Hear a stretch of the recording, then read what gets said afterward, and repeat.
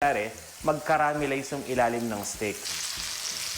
So yun guys, sa kalagitnaan ng pagluto natin sa steak, pwede tayong maglagay ng herbs. Kagaya nito, meron akong natira sa fridge na rosemary para mas makatulong. Dahil may infuse yung butter natin at saka yung oil ng lasa ng rosemary. At meron din ako ditong thyme. Kung wala kayong rosemary or thyme, pwede kayong gumamit ng bawang. Kasi garlic, di ba, tatanggalin yung balat. Tapos nun, didikdikin lang natin yung bawang sandali.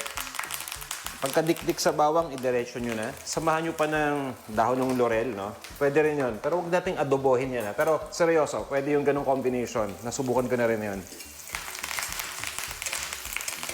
Pabayaan lang natin at ilalagay ko na yung natira pa na butter. Yan, pabayaan natin yung mag-melt. At habang niluluto, guys, ito yung gagawin ko. Wala ako ng mixture ng butter and oil. At yan, ilalagay ko lang dito sa ibabaw ng steak.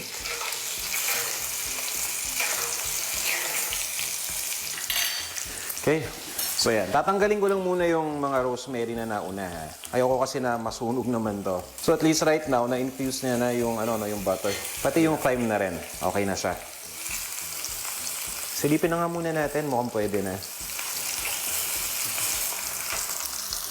Wow! Look at that, guys. So, yan. Yan yung gusto nating kulay. So, yan, ha. Baliktad na natin sa... Tapos, ganun ulit. Press down lang natin. Kasi yung ibang sides umaangat, eh. Lalo na yung maninipis na side. Tapos, guys, dating gawin, no? Habang pinipress down ko to, i-baste ko ulit ito ng butter and oil mixture. Yan. Para hindi ma-dry yung ibabaw na part. So, itutuloy ko lang yung pagluto ulit ng another 4 minutes. At guys, lagi tayong naka-high heat kapag nagluluto tayo ng steak. So guys, gusto ko lang i-check yung ilalim kung okay na rin ba. Wow! O, diba? Ayos na rin. So, ang gagawin ko ngayon guys, no? Babalik ko lang muna sandali. Tapos, ito-turn off ko na yung apoy. Ililipat ko lang tong steak dito sa malinis na plato kasi kailangan pa natin itong iparest. So, wag natin kainin agad, ha. Ipagre-rest pa natin ito ng mga 5 minutes at least. Para na sa ganon, mas maging moist siya, no? So, ito na yan. Once na ma-rest na yung steak, ipi-plate na natin ito. Isasama na natin yung ginawa nating mashed potato, yung ating gravy, pati na rin yung side dish. Mag-blanch lang ako ng broccoli at carrots. Tapos, iserve na natin ito. So guys, ready na tong steak natin. Na-plate ko na. Tapos nilagyan ko na ng mashed potato. At ng side natin na blanched na broccoli at ng carrot. Okay ba? Pa-comment naman kung nagustuhan niyo. Tapos para makompleto, syempre, hindi mawawala yung gravy. So ito na ang ating gravy.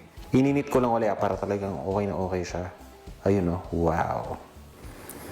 Diretso na yan sa steak all throughout. Bahala na kayo kung gaano karaming gravy ang gusto nyo ilagay. Ganyan lang kadali yan. At ngayon, ready na tayo para i-serve ito. Ito na yung ating steak na niluto sa stovetop. At meron din tayong mashed potato at napakalasang gravy. Tara na! Kain na tayo!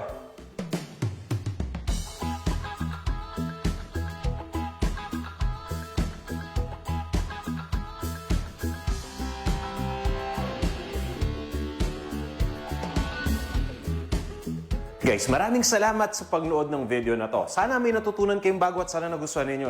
Kung meron kayong mga comment or feedback, pakilagay lang sa comment section.